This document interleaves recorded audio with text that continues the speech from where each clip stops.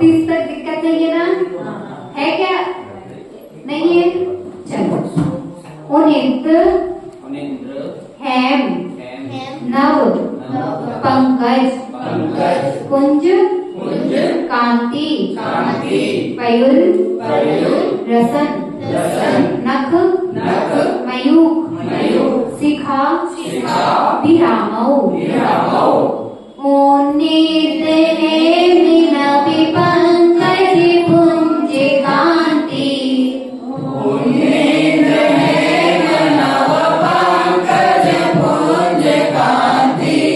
पयुल रसन नख मयूख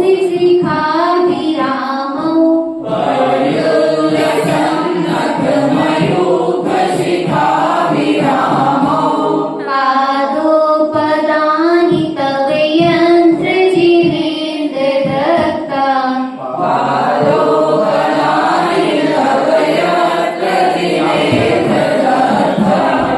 पद्मानि तन्ते विबुधा परिकल्पयन्ति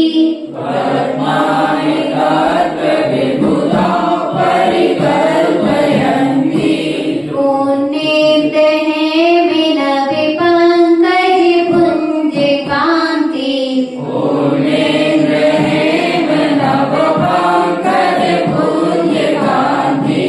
पयुल रसन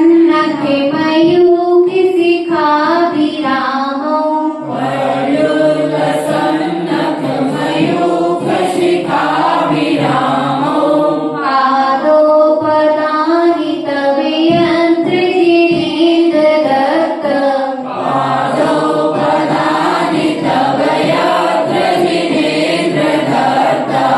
पद्मानि तन्ते विबुधा परिकल्पयन्ति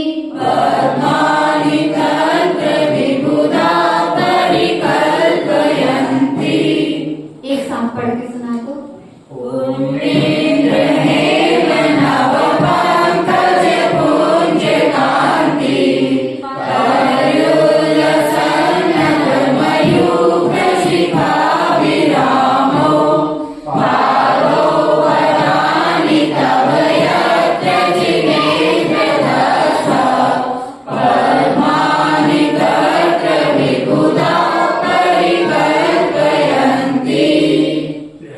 इसका उन्हें यानी खिले हुए है स्वर्ण के नव यानी नवीन कैसे खिले हुए स्वर्ण के नवीन पंकज कमलों के पुंज यानी समूह के समान कांति कांति वाले पायुल रसन सर्व ओर फैलने वाली नखमयूख नखों की जो होते हैं ना, जो भगवान होते हैं ना, उनकी नखों की किरणों के शिखा विरामो अग्रभाग से सुंदर जिनेन तब आपके पादों यानी चरण यंत्र यानी जहाँ पर पद्मानी कदम धत्ते रखते हैं तंत्र वहां विबुधा क्या विबुधा यानी देवगण पद्मानी कमलों की परिकल्पयन्ति संरचना कर जाते हैं। इसका अर्थ क्या है कि जो मुनि महाराज जी चारण रिद्धि राज देते हैं तो उनके पैरों के नीचे स्वर्ण कमल की रचना कौन करते हैं? देव। क्या करते हैं? देव रचना करते जाते हैं। और कितने की करते हैं स्वर्ण के कमल की रचना? कौन करता है?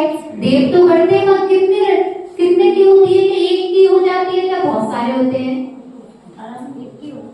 एक की होती है। एक ही याद करेंगे क्या वो? 365 कमलों की रचना होती है। एक साथ वो करते जाते हैं। एक पैर उठाया दूसरा कि पहले आएगा फिर ऐसे वैसे इतने सारे कमलों की रचना करते जाते हैं। भगवान उसके ऊपर चलते हैं क्या? उससे ऊपर चलते हैं क्या करते हैं? जो कमल रहता है ना उसके 4 अंगुल ऊपर से चलते हैं। कितने अंगुल? 4 अंगुल ऊपर से चलते हैं, जिससे कि जो कमल है उसमें आश्रित जीव भी तो होंगे क्या? क्यों होंगे? क्योंकि वो तो स्वर्ण का है, तो उसमें जीव होंगे क्या? पृथ्वी का एक होता है ना, इसलिए उसमें जीव। अच्छा, पृथ्वी का एक है। हाँ। होंगे क्या उसमें जीव?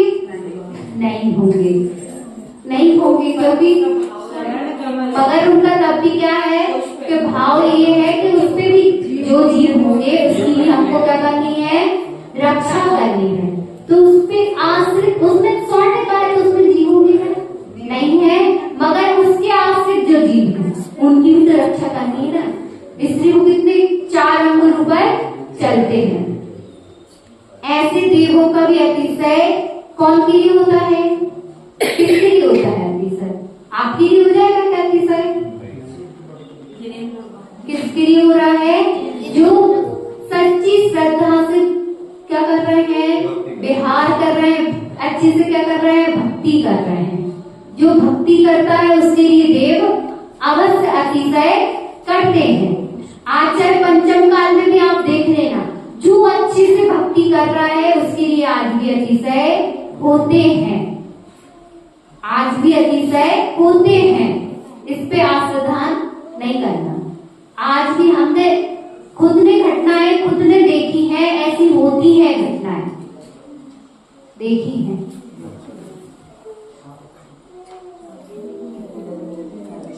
जो सच्ची भक्ति से श्रद्धा से करता है ना, तो उसके ऊपर जो संकट आते हैं ना वो भी टल जाते हैं। आज मैं सुबह ऐसी बात कर रही थी, तब क्या स्वामी श्री महंत जी है ना, तब उनको थोड़ी सी जैसे दीक्षा हुई तो उनके ऊपर थोड़ी सी तकलीफ आ गई। हाँ, तो उनकी तकलीफ कैसे दूर हुई? उनने 6 महीना तक लगातार क्या करा? बड़े बाबा का विधान लगातार करती रही। क्या करती रही? लगातार। उनका नियम था कि मैं आहार तभी करूंगी जब मेरा बड़े बाबा का विधान हो जाएगा। क्या नियम था उनका? मैं तब तक आहार नहीं करूंगी जब तक मेरा विधान नहीं होगा। और जैसे ही उन्होंने 6 महीने तक विधान किया और विधान का प्रभाव ऐसा हुआ कि उनकी जो परेशानी होती थी ना, घबराहट होना, अब बहुत कम हो गई। पहले तो अति होती थी, यानी इधर बैठी है तो उधर बाहर तक उल्टी हो जाती, यानी इतनी दूर 10 फीट तक फिरती थी। हाँ, तो उसके प्रभाव से उनकी इतनी हो गई है कि थोड़ी बहुत अब बची है।